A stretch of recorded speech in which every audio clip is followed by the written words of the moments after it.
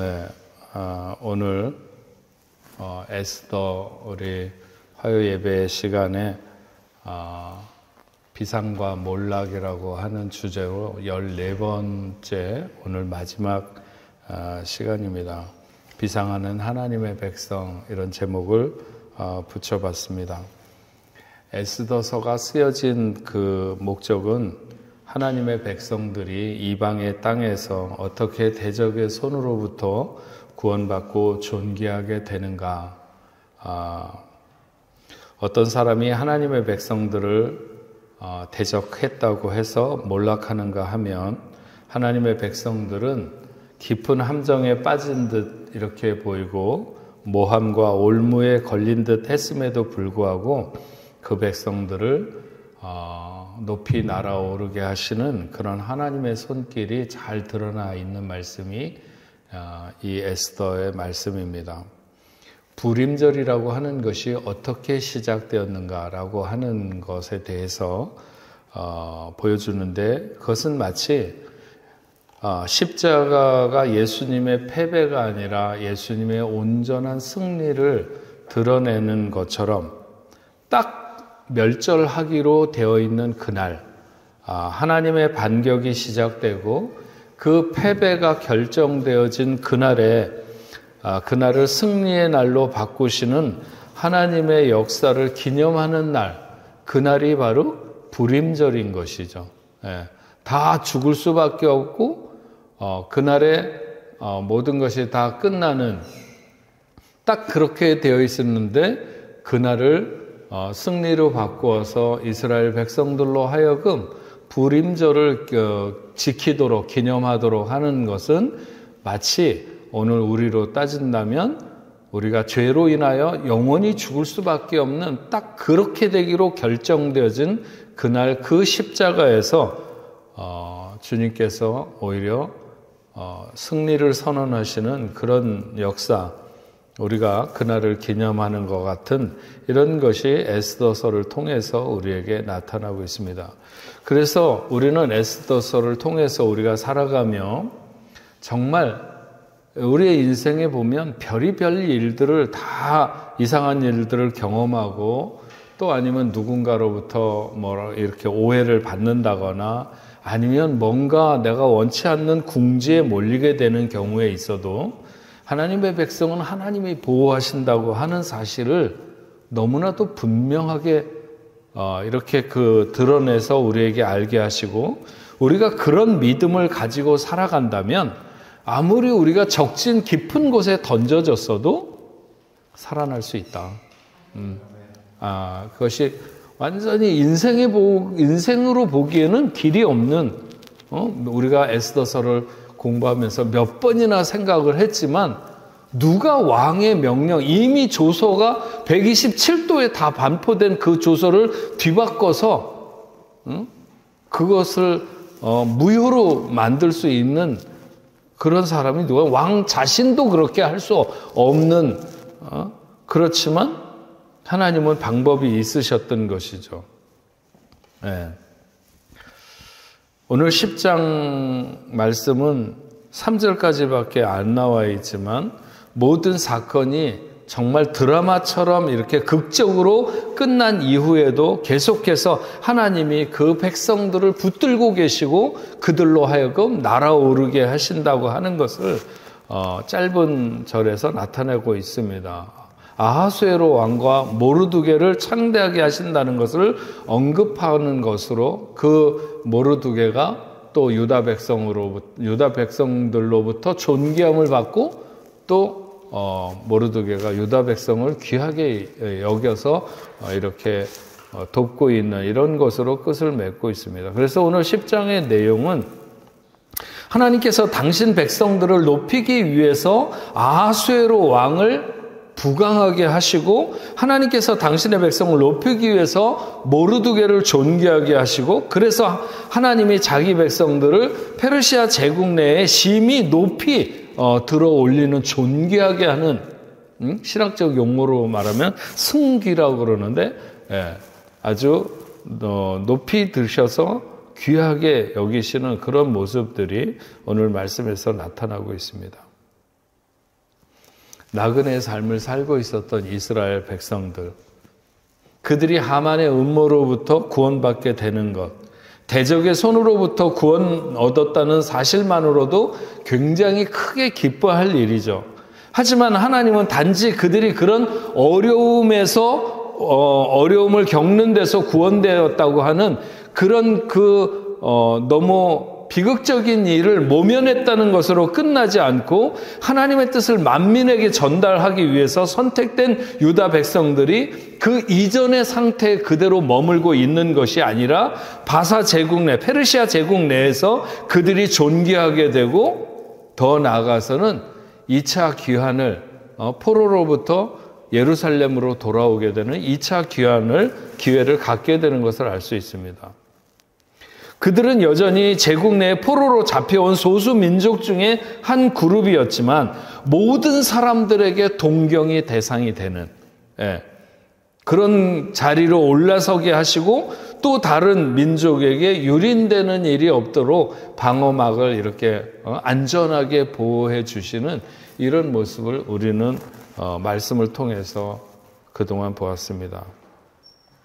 만약 유다인들이 단지 큰 어려움으로부터 모면하는 것으로 끝났으면 틀림없이 아마 그 안에 있는 원수의 세력들, 다시 말하면 하만을 옹호했다거나 하만 옆에서 뭔가 이렇게 좀 나라의 녹이라도 받고 이러면서 살던 사람들이든지 아니면 가족이 죽은 그런 사람들, 이런 사람들이 기회를 엿봐서 유다를 치고 자신들의 적대감을 행동으로 옮기는 일이 틀림없이 나타났을 것입니다. 하지만 하나님이 유다를 높이 드셨을 때 그들은 마치 독수리가 나르는 창공, 독수리가 나르는 것과 비둘기나 까마귀가 나르는 이 높이는, 하늘의 높이는 다른 것이거든요.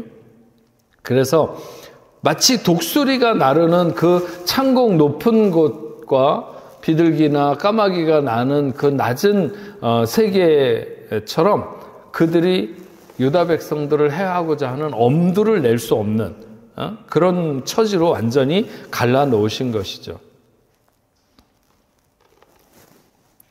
당시에는 팔레스타인의 유다인들이 사마리아 사람들로부터 계속해서 위협을 당했습니다. 그런데 하나님께서 이 수산의 하만의 모략을 무너뜨리시고 유다인들을 존귀하게 여기실 때 페르시아 전역에서 유다인들이 높임을 받고 그 모든 사람들로부터 안전을 훨씬 더 공고히 했던 것을 알 수가 있습니다. 하나님은 자기 백성들을 단지 위험으로부터 보호하실 뿐만 아니라 더 풍성한 삶을 약속하시고 그들에게 이루시는 것을 알 수 있습니다.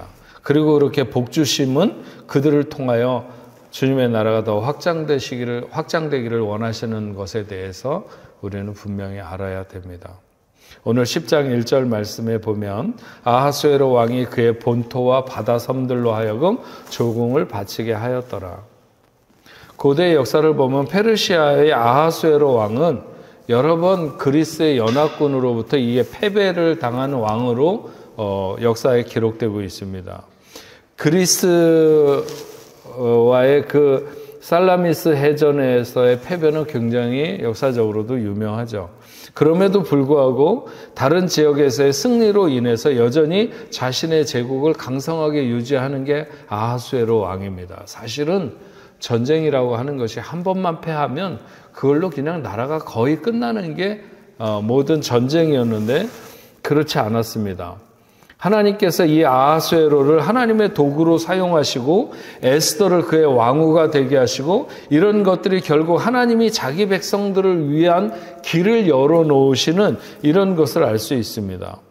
아하수에로가 그렇게 그 큰 제국, 정말 당시로 말하면 지구상의 3분의 1은 이 그 페르시아의 제국 내에 있었고 그런 큰 제국이 아니라 옛날 그 당시만 하더라도 조그만한 그런 나라들이 있었잖아요. 그 무슨 오늘날로 말하면 무슨 부족 같지만 성경에 그 다 왕이라고 표시한 그런 사람들의 어떤 비호나 이런 것에 있었으면 훨씬 더 유다 백성들이 풍전등화와 같은 그런 길을 갈 수밖에 없었을 것입니다. 하지만 당시에 페르시아는 가장 강력한 제국을 이루었고 이들을 통해 유다인들의 보호와 존귀함을 하나님께서 지켜주셨는데 이것은 다 하나님이 자기 백성을 사랑하는, 비록 그들이 포로로, 바벨론의 포로로도 잡혀갔다가 그 나라가 이렇게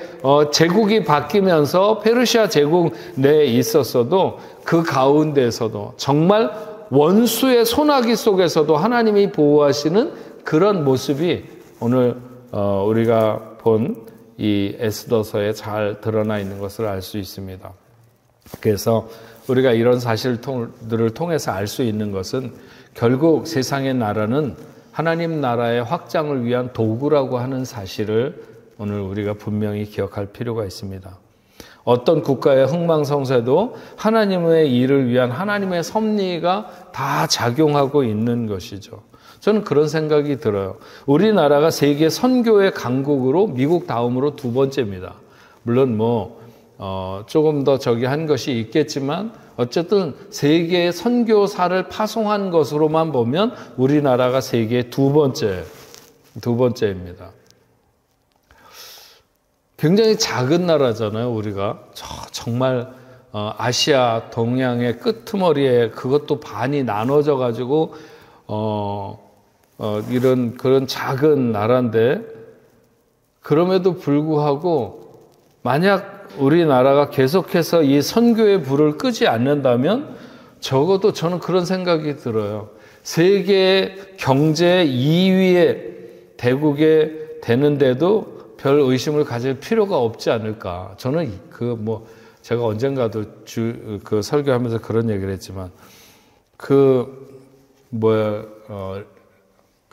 르몽드진가 아니면 리베아스용인가 거기에 2050년이 되면 한국이 세계에서 4대 강국, 세계 4대 강국 중에 하나가 될 것이다. 그래서 그런 기사가 났을 때만 하더라도 이 사람들도 이상하네.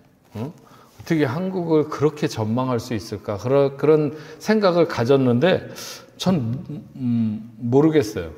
한국이 그렇게 그런데 만약 선교의 불을 계속 끄지 않고 만약 우리나라가 그 세계 2위로서의 선교적인 그런 국가로서의 지위를 계속 유지해 가면, 아니 하나님이 세계 중에 우리나라가 2위가 되든지 1위가 되든지 얼마든지 하시려면 하실 수 있는 거 아니겠습니까? 그런 생각이 들더라고요. 예. 어떻게 되나 봅시다. 우리가 선교의 불을 끄지 않고 계속 밀어붙이고 그냥 하여튼 더 열심히 하면, 아니 우리나라가 그렇게까지 복 받아야 될 다른 이유가 있을까요? 그렇게까지 드러나야 될 그런 게 있을까요? 근데 저는 우리가 복음을 전하는 열심 하나만큼은 지금 여기 선교사들이 엄청 나와 있어요. 그냥 하여튼 지금 이제 여름 되면서 불어권 선교사들이 특별히 많이 여기 이런 모임 저런 모임이 있지만 그래서 굉장히 어렵잖아요. 코로나 시국에도 어려웠고 여러 가지 어렵지만, 그러면서도 이 교회들이나 아니면 진리의 어떤 불을 끄지 않으려고 하는 이런 열심들이, 전 한국에 있지 않아서 잘 모르겠지만 그러나 결코 쉽게 꺼지지는 않을 거라고 생각하고, 그러면 그렇게 열심을 내면 하나님께서 그 민족을 붙들고 계신 게 당연하지 않은가. 오늘 말씀의 요지는 뭐냐면요, 하나님이 자기 백성들을 보호하시기 위해서 아하수에로 왕을 강하게 하시고 모르드게를 강하게 하셨다는 내용이 전부예요. 네. 우리가 선교하기 위해서 하나님이 우리나라를 붙들고 계시겠다는데 누가 말릴 수 있겠어요? 아니 지금 남미에서 복음의 역사가 일어나고, 이게 이제 복음이 이렇게 유럽에서 어디로 이렇게 돌잖아요. 지금 부흥의 역사가 일어나는 곳도 있어요. 우리는 위기감을 갖죠. 굉장히 뜨겁게 지난 몇십 년 사이에 한국 교회가 이렇게 일어섰는데 너무 배부르다고 지금 이렇게 뒤로 물러서는 시간을 가지려고 하는 것이 아닌가. 그러나 그렇게 쉽게 물러나지는 않을 거다. 그런 생각이 듭니다. 그건 굉장히 놀라운 하나님 나라를 위한 그런 열정을 어떻게 하면 꺼지지 않게 할 것인가. 하나님이 일으키셨다가 주저앉게 한 나라가 역사에 수도 없이 많아요. 수도 없이 많습니다. 요 유럽에 있는 나라들은 거의 다 전 세계를 한 번씩 이렇게 지배를 했다고 그럴까요? 프랑스, 독일, 스페인, 저기 벨기에도 마찬가지고, 이태리 말할 것도 없고, 영국도 말할 것도 없고, 전부 다 그렇게 역사의 어떤 한 시점에 가장 높이 들렸던 적이 있거든요. 저는 우리나라가 선교의 어떤 올인하는 것으로 세계 앞에 높이 들리는 그런 날이 있게 되기를 소망합니다.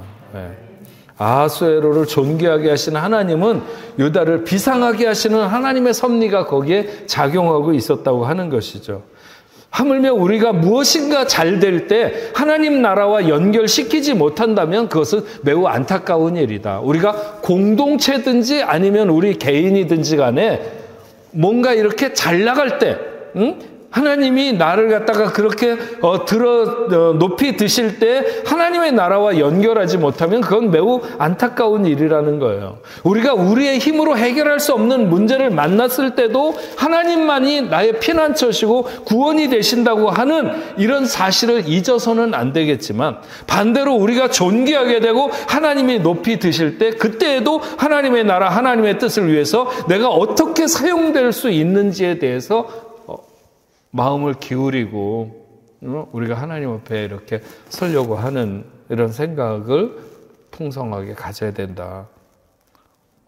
우리를 그렇게 좋은 포지션에 갖다 두신 것은 결국 하나님의 뜻을 이루기 위하십니다.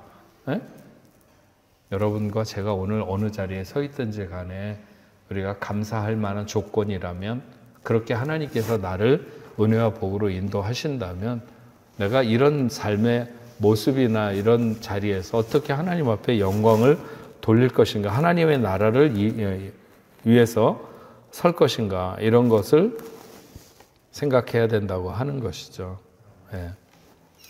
10장 2절 말씀에 왕이 능력 있는 모든 행적과 모르드게를 높여 존귀하게 한 사적이 메대와 바사 왕들의 일기에 기록되지 아니하였느냐. 1절에서는 하나님께서 아하수에로를 높인 이유에 대해서 얘기를 하고, 2절에서는 모르드게를 존귀하게 하신 하나님의 섭리를 알 수 있어요. 모르드게는 메대나 바사의 계통이 아니에요. 소수민족 출신으로 그가 제국의 높은 자리에 오르는 것은 결코 쉬운 일이 아니죠. 하지만 하나님께서 그가 왕을 모살하려고 하는 음모를 밝혀내잖아요. 그 왕궁의 문 앞에 있다가 내시들이 어떻게 이렇게 하려고 하는 그런 것을 밝혀내게 되어서 그가 높은 자리에 오를 수 있는 기반을 닦게 하신 거죠.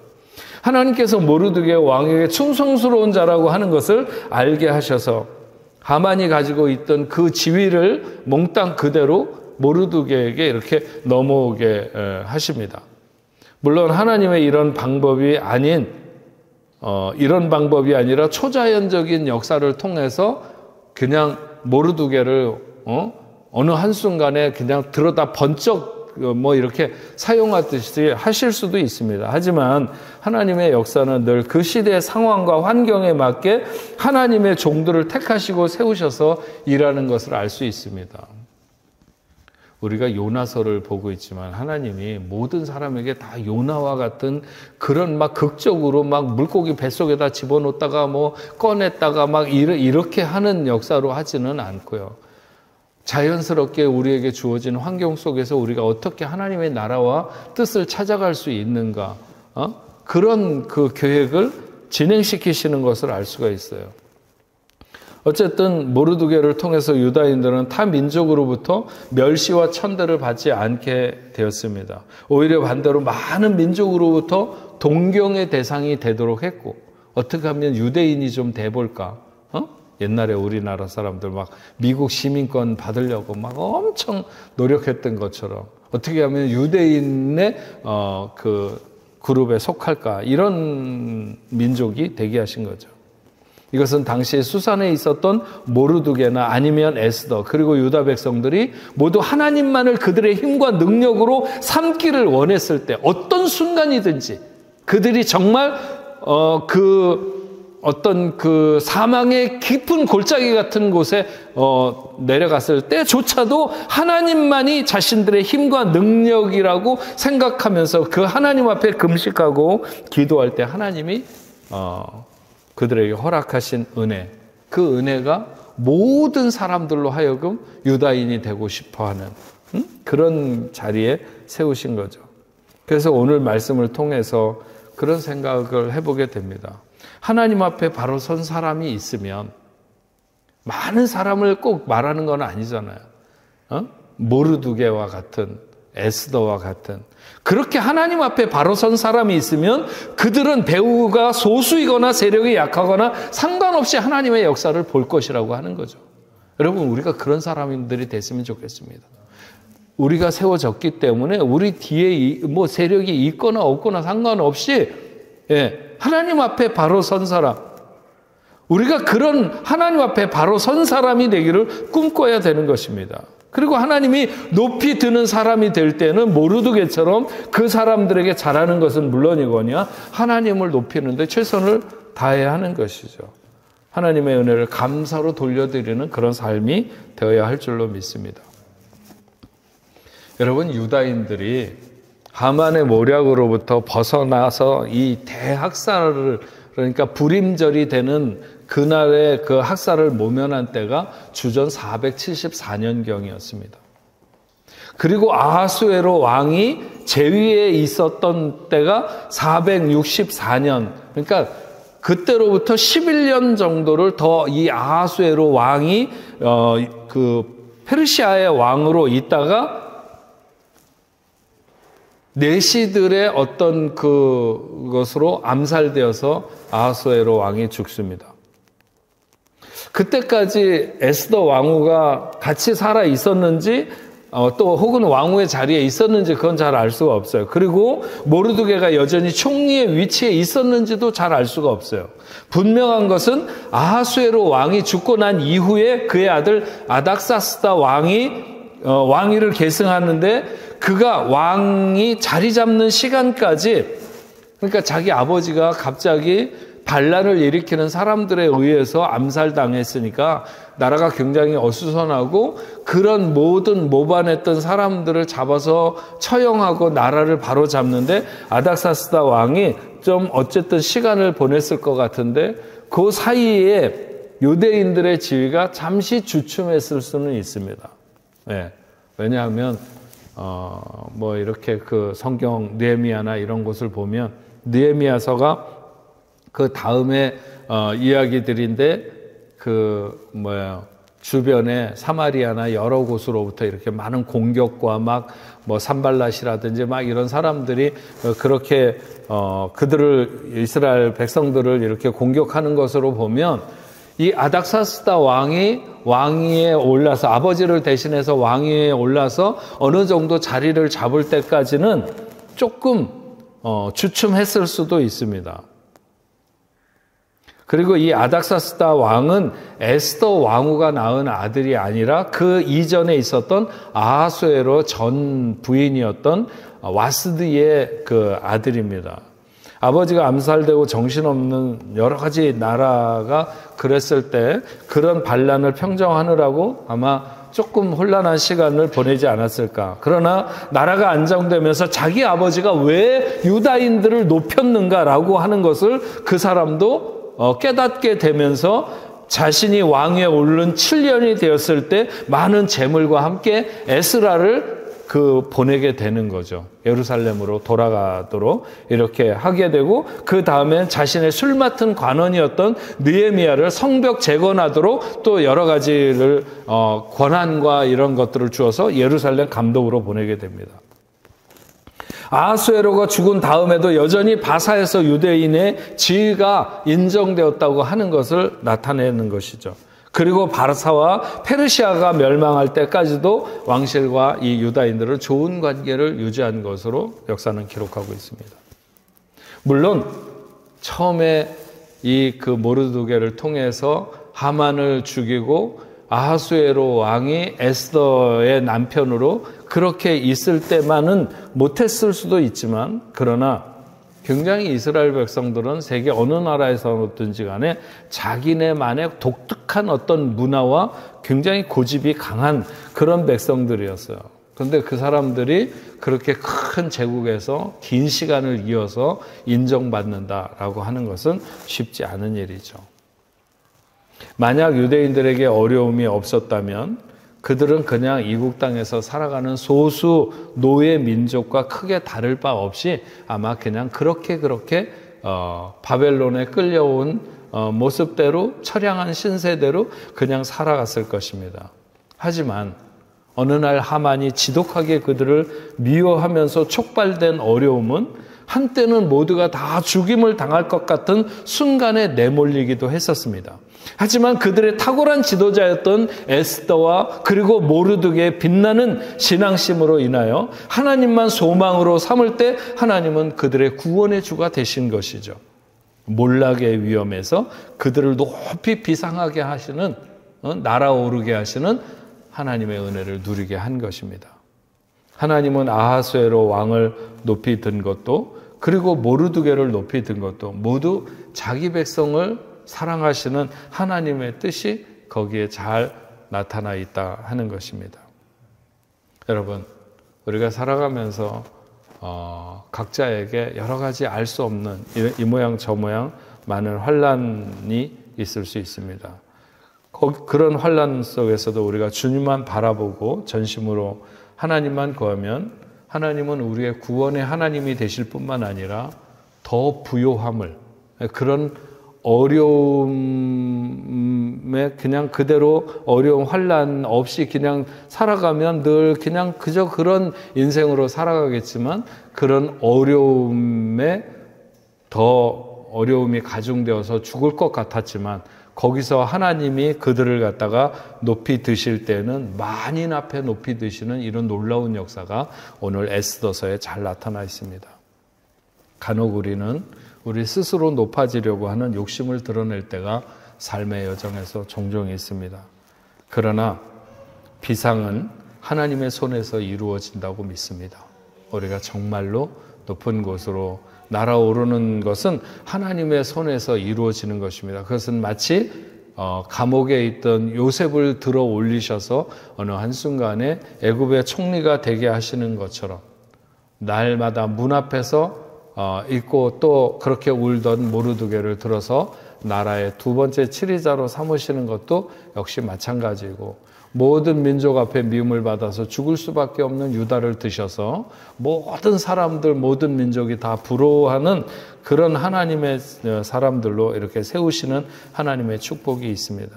우리가 말로만 생사화복이 하나님께 있다고 하는 것이 아니라 진정으로 우리의 삶의 어려움, 그래서 하나님이 우리를 높이 드시는 것도 하나님의 손에 있고, 그러나 높이 있어도 한순간에 추락하는 하만과 같이